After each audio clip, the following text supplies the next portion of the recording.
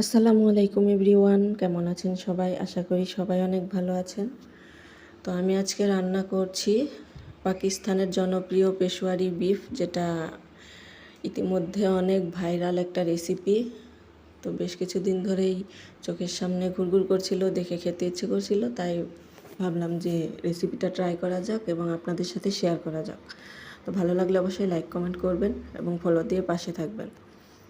তো আমি প্রথমে ঘি দিয়ে নিয়েছি 2 চামচ, তারপর মাংসগুলো দিয়ে 2 মিনিটের মতো ভেজে নিয়েছি।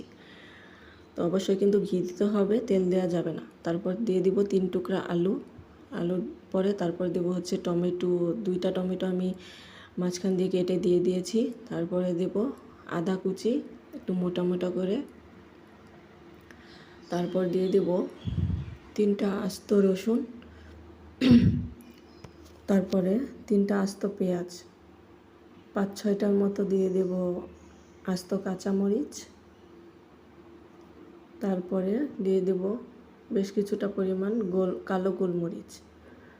তো দেওয়া হয়ে গেলে আমি এখানে ফুটন্ত গরম পানি দিয়ে দেব পরিমাণ মতো, যাতে এমনভাবে দিতে হবে যাতে মাংসগুলো খুব ভালো মতো সিদ্ধ হয়ে যায়।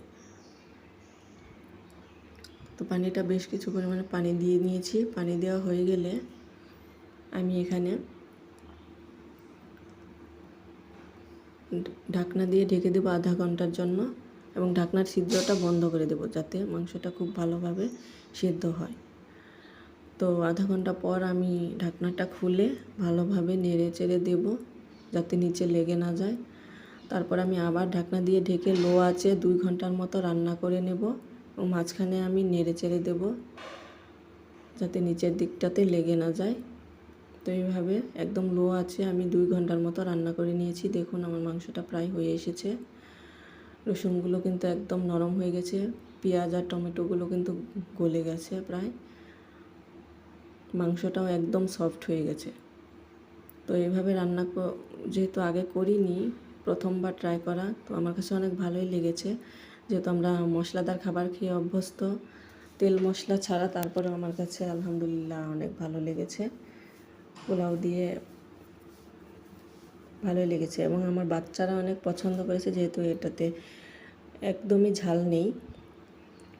তো আপনাদের কাছে যদি ভালো লেগে থাকে অবশ্যই রেসিপিটা ট্রাই করবেন, একদম সহজ রেসিপি। আর যদি ভালো লেগে থাকে অবশ্যই লাইক কমেন্ট এবং শেয়ার করতে ভুলবেন না। এবং আপনাদের সবাইকে আসসালামু আলাইকুম।